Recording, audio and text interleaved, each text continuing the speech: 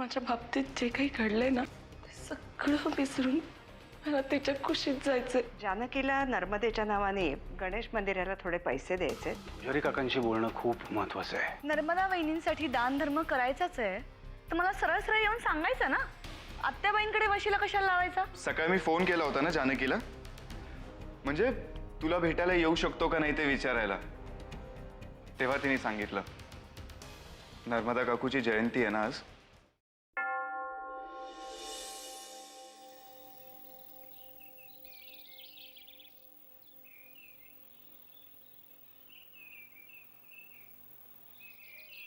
वही साहेब नमस्कार. नमस्कार पुजारी काका. अहिल्याताईंना नर्मदाताईंच्या नावाने थोडं दान करायचंय. तुम्ही मध्ये म्हटला होतात ना मंदिराच्या डागडुजीसाठी थोडे पैसे कमी पडतायत म्हणून आलं. अहिल्या वहिनी खरंच खूप मदत होईल देवस्थानाला. अहो त्यात मदत कसली, माझं कर्तव्य आहे म्हणूनच करते ना मी हे सगळं. हा तर तुमच्या मनाचा मोठेपणा आहे वहिनी साहेब. बरं मला सांगा, या सगळ्याची रिसीट मिळेल ना? हो हो नक्कीच मिळेल ना, पण त्यासाठी तुम्हाला हा चेक देवस्थानाच्या कार्यालयात द्यावा लागेल.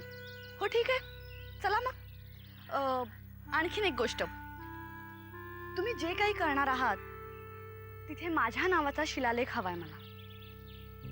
अवश्य वहिनी साहेब, तुम्ही सांगाल तसं आपण बनवू. पण हे सगळं आपण कार्यालयात जाऊन बोलूया का? हो चला ना. ठीक, चला.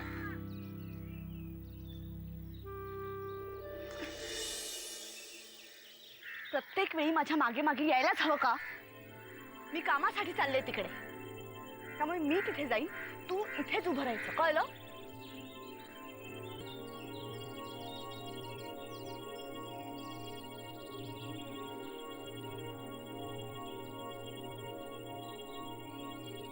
जानकी,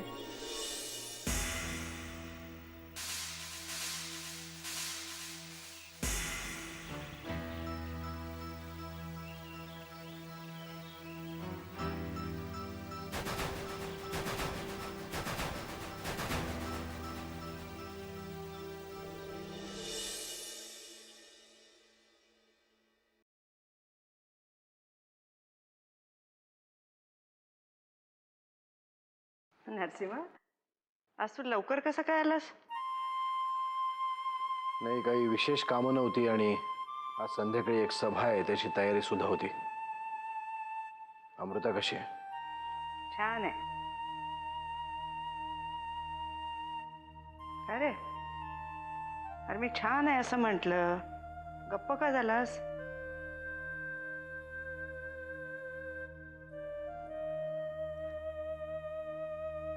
बाई, खरं तर मला आनंद व्हायला हवा. माझी मुलगी आता बरी होतीये. सारखं असं कुठेतरी वाटत राहतं मी घराबाहेर असतानाच ती जास्त छान असते. त्यामुळे आता घराबाहेरच राहत जाईन मी. उगीच काहीतरी बोलू नकोस. अरे आता काही दिवस अशीच वागणार ती, स्वाभाविकच नाहीये का ते? पण अशी काय कायम का वागणार आहे? तू या गोष्टी मनातनं काढून टाक बरं, सगळं काही ठीक होईल.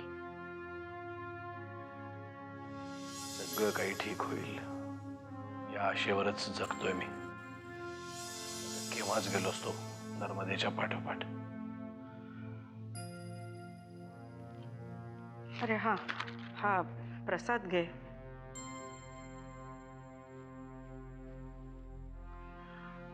जानकी जाऊन आली का देवळात? हा, ती अहिल्याबरोबर अजून तिकडेच आहे. आर्यन घेऊन आला हा प्रसाद.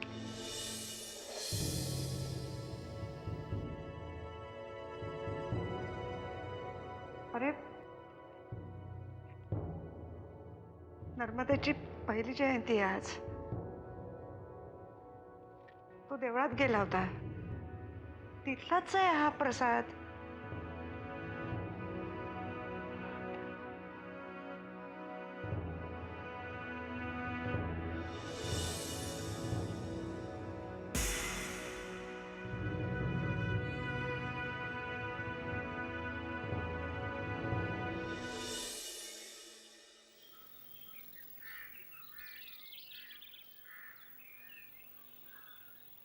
काय झालं? अगं मी आहे आर्यन. हो ते मी ते जानकी अशी अनोळखी चेहरा बघितल्यासारखं काय करतेस? नाही मी ते मैं थोडीशी तू अचानक हा अगं ते मी तुझ्या घरी गेलो होतो तेव्हा मला कळलं की तू इकडे देवळात आलीस, म्हणून मग इथेच आलो तुला भेटायला. झाला सगळा देवधर्म? हो झालं. आणि मी आईला ताई परत आल्यानंतर लगेच घरी परत जाणार आहे. जानकी थांब. हे बघ जानकी, मी इथे तुला भेटायला आलोय. लगेच निघणार आहे काय? आपण कॉफी प्यायला जायचंय ना, चल ना. तशी तुला काय घरी एवढी कामं असतात? आर्यन तू माझ्याबद्दल काय विचार करतोस मला माहिती नाही, पण मी एक लग्न झालेली बाई आहे. मी तुझ्या बरोबर असं कॉफी वगैरे प्यायला नाही येऊ शकत. बरं नाही दिसत ते. का जानकी असं काय बोलतेस तू? लग्न झालेली बाई बरं दिसत नाही? तू काय 1857च्या काळात वावरतेस का?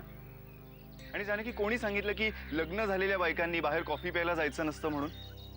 त्यांना मित्र नसतात? उलट तुझ्यासारख्या मुलीने ना बिंदास बाहेर पडलं पाहिजे. लाईफ कसं एकदम एन्जॉय केलं पाहिजे. माझ्यासारख्या म्हणजे? तुझ्यासारख्या यंग, ब्युटिफुल, जिचा नवरा ना खूप पैसा कमवतो, हाताखाली 10-12 नोकर आहेत कामं करायला. अशा मुलीने ना घरी बसायचं आणि लाईफ एन्जॉय करायचं.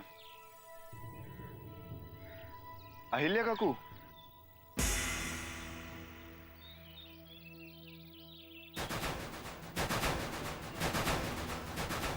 अहिल्या काकू, तुम्हीच समजवा ना हिला.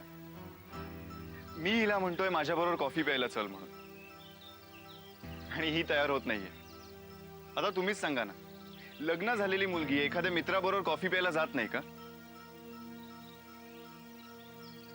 मित्रांबरोबर? Of course, we are friends. Aunt we Janaki? By the way Janaki, आणि तुम्हाला प्रॉमिस केलंयस हा, त्यामुळे तू नाही म्हणू शकत नाहीस.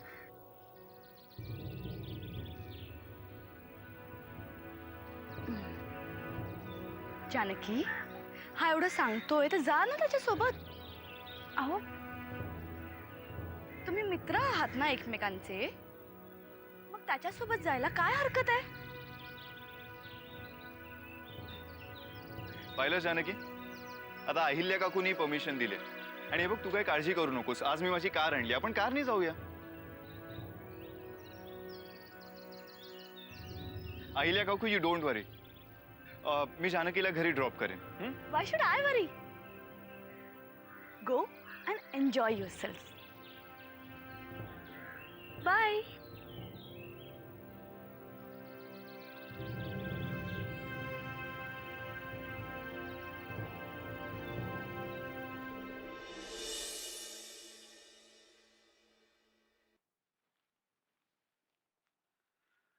अरे काय हा हटवादीपणा नरसिंहा? आतेबाई, प्रत्येक बाबतीत चूक काय आणि बरोबर काय हे मला सांगण्याची गरज नाही. अरे पण मी तुला आतेबाई, काही बाबतीत मी कसं वागायचं हे मी ठरवलेलं आहे आणि मी तसाच वागणार. त्यात बदल होणं शक्य नाही. अच्छा, म्हणजे तू मागचा पुढचा काहीही विचार न करता काहीतरी ठरवणार आणि त्याचा इतरांना काय त्रास होणार आहे याचा मात्र विचार करणार नाहीस. अरे त्या पोरावर का राग तुझा? त्याने काय केलंय तुझं? अरे या आर्यनला तुझ्या अंगाखांद्यावर खेळवलंयस तू स्वतःच्या मुलासारखं. मग आजच असं एकदम काय झालं? आतेबाई, तेव्हाचा काळ आणि आताच्या काळामध्ये खूप फरक आहे. खूप काही घडलंय या काळामध्ये. ज्या मुलावर मी पोटच्या पोराप्रमाणे प्रेम केलं, जीव लावला, तो आर्यन सरतापे विनायक सरतापेचा मुलगा होता. आज विनायक नाहीये. त्यामुळे आज आर्यन फक्त युगंधरा सरतापेचा मुलगा आहे. आणि तिच्यात आणि माझ्यात फक्त एकच नातं असू शकतं, ते म्हणजे द्वेषाचं. अच्छा, पण मग आर्यन आणि अमृतामध्ये जे नातं आहे त्याचं काय?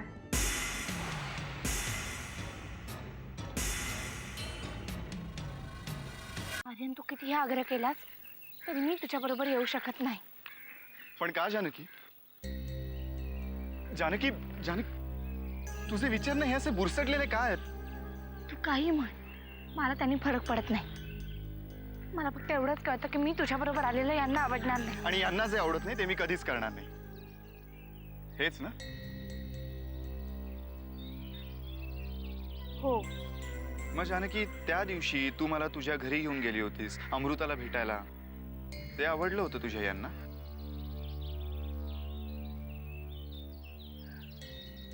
आर्यन, तेव्हाची गोष्ट वेगळी होती.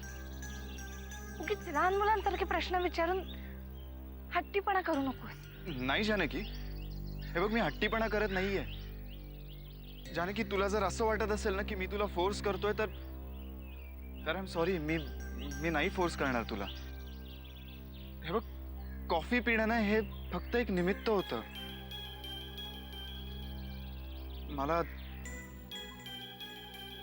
मला तुझ्याशी थोडं बोलायचं होतं. मग इथेच बोल ना. त्यासाठी कॉफी प्यायला कशाला जायला पाहिजे? कॉफी प्यायल्यावरच तुला बोलता येतं का? नाही म्हणजे कुठून सुरुवात करू विचार करत होतो. अच्छा, म्हणजे एवढं अवघड बोलायचंय का तुला? मग मी थांबते. तुझा विचार करून झाला की मग बोल. जानकी, म्हणजे तू आणि अमृतानी ते मैत्रिणीचं नाटक करून ना माझी गोचीच करून टाकली आहे. म्हणजे माझी काही चूक नसताना ना विनाकारण आर्यन, मी परत एकदा तुझी माफी मागते. हे सगळं काही आम्ही मुद्दाम केलं नव्हतं. नाही जानकी, हे बघ, माफीचा प्रश्न नाहीये. तुम्ही हे मुद्दाम केलं का चुकून केलं हा इश्यू नाहीये. या सगळ्यातनं तुम्ही उगाच माझ्यासाठी भावनिक गुंता वाढवलात. तुझ्याकडे अमृताची मैत्रीण म्हणून पाहिलं आणि तुला म्हणायचंय काय आर्यन? अमृताची जानकी नावाची मैत्रीण मला आवडायला लागली. प्रेमात पडलोय मी तिच्या.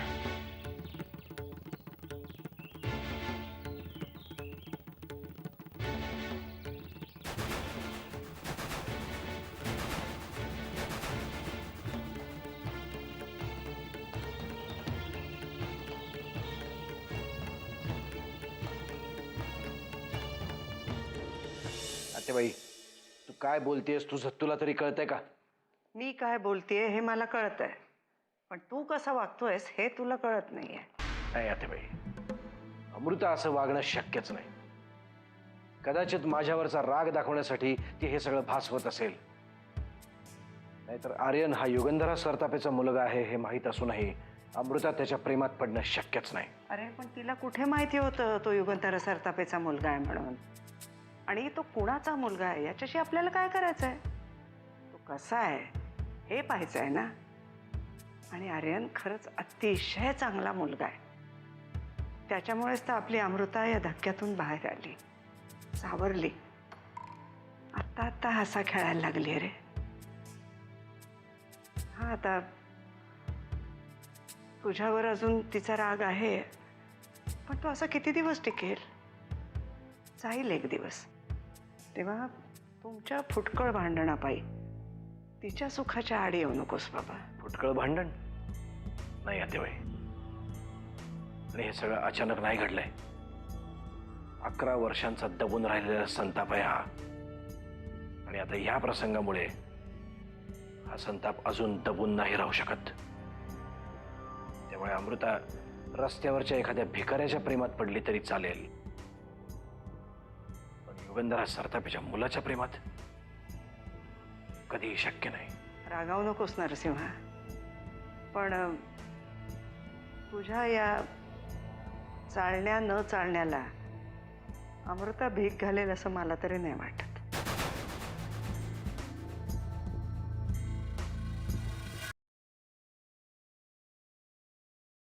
विषय फार नाजूक आहे बाळा. माझी तुला एकच विनंती आहे, आता आकांड तांडव करून परिस्थिती हाताबाहेर घालवू नकोस. तू शांत राहणं हे सगळ्यांच्या गरजेचं आहे.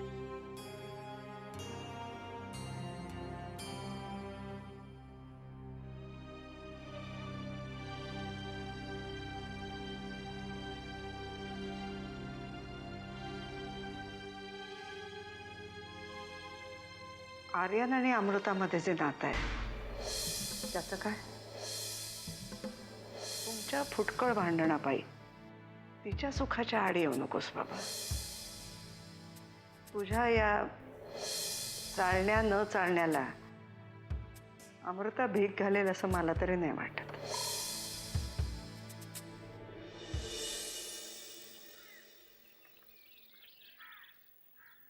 हे तू काय बोलतोय आर्यन? तुला कळतंय का? मला व्यवस्थित कळतंय जानकी मी काय बोलतोय ते. मला हेही कळतंय की यापुढे आपल्यात अशा प्रकारची रिलेशनशिप होणं शक्य नाही. तुझं लग्न झालंय हेही कळतंय मला जानकी. पण जे आहे ते आहे आणि तेच मी तुला सांगितलंय बस. बस एवढंच सोपं वाटतं तुला हे? नाही जानकी, हे सगळं तुझ्यासाठी सोपं असेल, पण जानकी माझ्यासाठी एक असं सत्य आहे ना की ज्याला काहीच भविष्य नाही. जानकी, मला ना माझ्या भावनांशी प्रामाणिक राहायला आवडतं. खरं तर हे सगळं मी तुला सांगितलं नसतं ना तरी काही फरक पडला नसता. मी तुझा मित्र म्हणून राहू शकलो असतो, तेव्हा माझंच मन मला खात राहिलं असतं.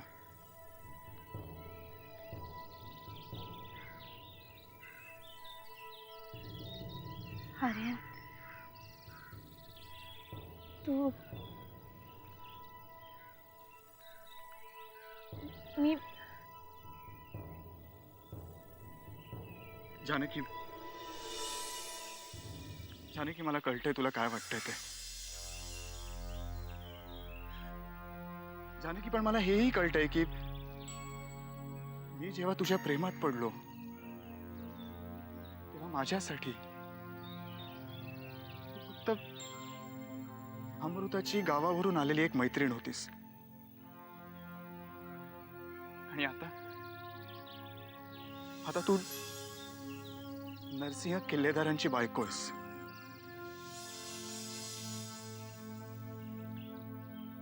आणि तीच माझी खरी ओळख आहे. हो ना,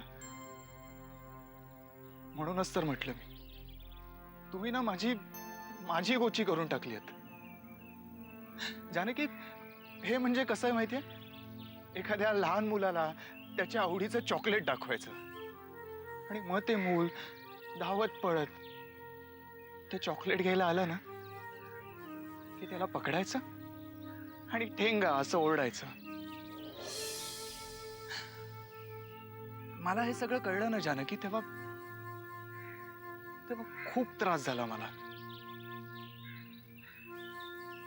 म्हणूनच मग मी ठरवलं की तुझ्याशी बोलायचं. आणि आपण नको परत भेटायला आर्यन. नाही जानकी, जानकी प्लीज असं बोलू नकोस, नाहीतर मला असं सारखं वाटत राहील की उगाचच मी तुला खरं सांगितलं.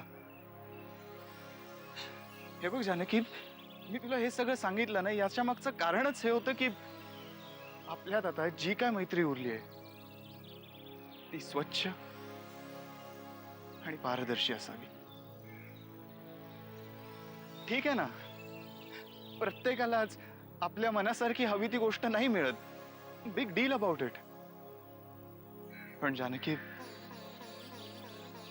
मला तू मैत्रीण म्हणून हवीस आणि आपल्यातली मैत्री शुद्ध असावी. म्हणूनच मी माझं मन तुझ्यासमोर मोकळं केलंय. आता ठरव तूच.